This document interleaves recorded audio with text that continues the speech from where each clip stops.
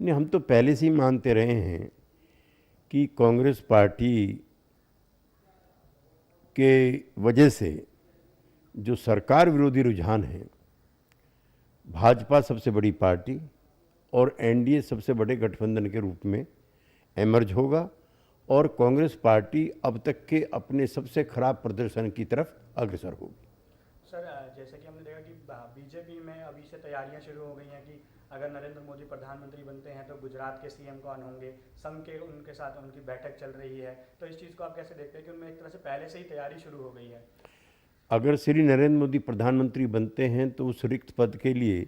Bharatiya Janata party का कौन नेता मुख्यमंत्री बनेगा, ये तो भारतीय जनता पार्टी का आंतरिक मामला है, उस पर हमें कोई टिप्पणी नहीं करनी। सर, एक और सवाल, कई जो एग्जिट पोल हैं और कई रुझान भी जो आ रहे हैं वो ये दिखा रहे हैं कि इस बार जनता दल यूनाइटेड की जो पकड़ है बिहार में कम होती दिख रही है, बीजेपी काफ़ी ऊपर दिख रही है और आरजेडी का फिर से एक शिलान्यास जिसे कहते हैं वो काफ़ी ऊपर बढ़ रही है, आरजेडी और कांग्रेस का गठबंधन। इसको आप कैसे देखते हैं? नहीं, मैं नहीं मानता हूँ पिछले 8 वर्षों में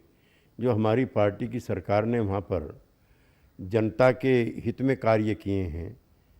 तो हो सकता है कि पहले वाला नंबर जस का तस ना रिपीट हो, लेकिन ऐसा बुरा नतीजा होगा ऐसा हमको नहीं लगता है, क्योंकि जो empowerment of the weaker section of the society, minorities और महिला का हमने किया है,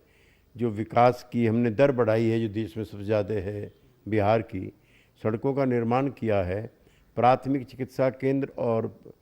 प्राथमिक शिक्षा पर जो हमने ध्यान दिया है और वहाँ उसका बढ़ाया है, तो हमें नहीं लगता इतने ख़राब नतीजे आएंगे। लेकिन फिर भी एग्जैक्ट पोल आने दीजिए, ये तो एग्जिट पोल है। सर, एक सवाल ये बनता है कि थर्ड फ्रंट की जो एक स्ट्रैटेजी थी उसका क्या हो रहा है, क्योंकि अगर बीजेपी और कांग्रेस को बहुमत नहीं मिलता तो थर्ड फ्रंट की स्ट्रैटेजी को आप किस तरह से देखते हैं और किस तरह से उभार देखते हैं?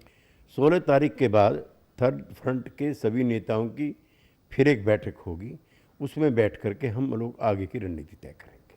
सर, एक आखिरी सवाल, जैसे आपने कहा कि थर्ड फ्रंट की बैठक की रणनीति तय होगी, तो क्या आपको लगता है, अभी भी आपको एक उम्मीद है कि क्या बोलते हैं कि ना कांग्रेस को बहुमत आएगा ना बीजेपी को बहुमत आएगा और एक थर्ड फ्रंट एक क्या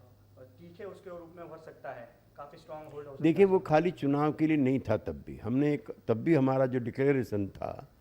वो यही था कि ये नेताओं का नहीं, नीतियों के बदलाव का दौर है। हम जीतते हैं तो, हारते हैं तो,